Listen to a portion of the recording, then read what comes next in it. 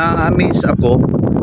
Grabing tuwa yung naramdaman ko nung makarating ako dito. Nakaka-relax mga tol yung area nila dito. Pagka nandito, kasubukan nyo yung, lalo na yung mag-isa lang kayo, ang sarap ng pakiramdam. Bumili ako ng tubig. Nandyan lang yung pilihan, no? Yan, no? Pwede kayo magpaluto ng burger. Ang ganda dito sa Qatar mga tol. Ayos din. Ganda ng lugar. Napakasarap. Lalo na yung makikita mo yung merong dagat na ganyan. Yung tunog ng dagat tsaka yung hampas ng dagat sa mga bato. Pagkatapos yung simoy ng hangin, dagat. Ay, ang sarap talaga.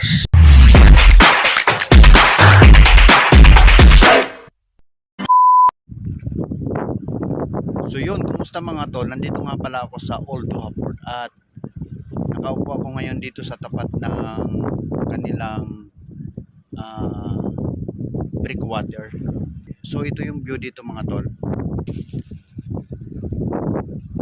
So sa harap ko, yan ang makikita mong view. Napakaganda. Talagang super ganda. Na-amaze ako. Grabing tuwa yung naramdaman ko nung makarating ako dito. Talagang amazing. Ang ganda ng lugar nila dito. Nakaka-relax mga tol yung area nila dito. Pagka nandito, kasubukan nyo yung, lalo na yung mag-isa lang kayo, ang sarap ng pakiramdam. Talagang nakapag-relax ako dahil simple sa trabaho at busy. Tsaka ngayong araw na to, talagang nag-unwind tayo. Napakasarap ng pakiramdam. Kaya kung mag-isa ka tulad ko, subukan yung pasyalan dito. Masarap din na mag-isa ka na namamasyal.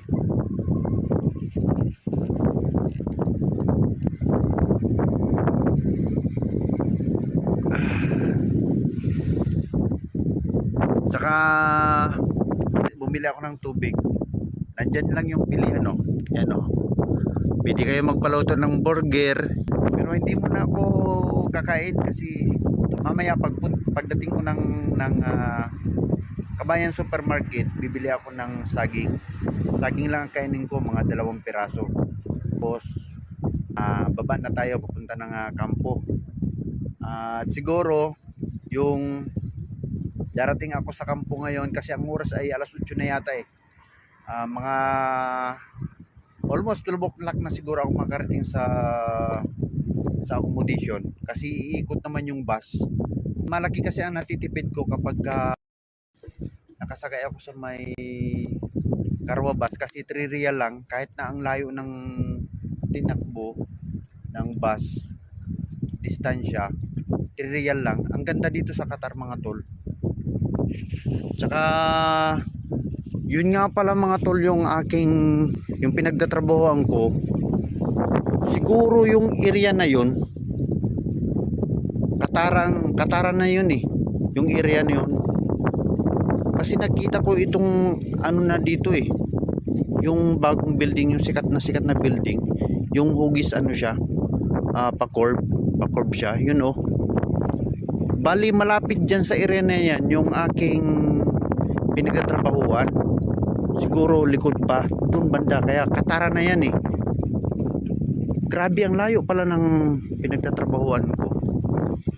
Tapos yung accommodation namin doon banda siya, doon sa pinakadulo pa, malayo.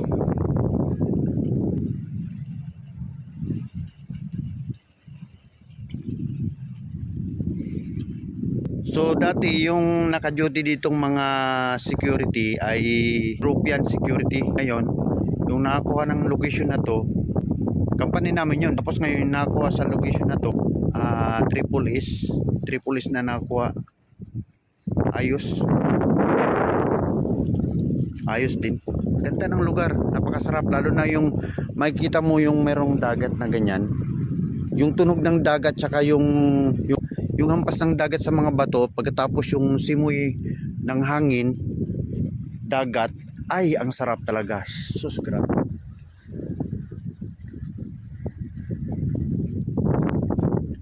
So, Thank you for watching mga tol, and see you on my next one. Alright, 1, 2, 3, let's go.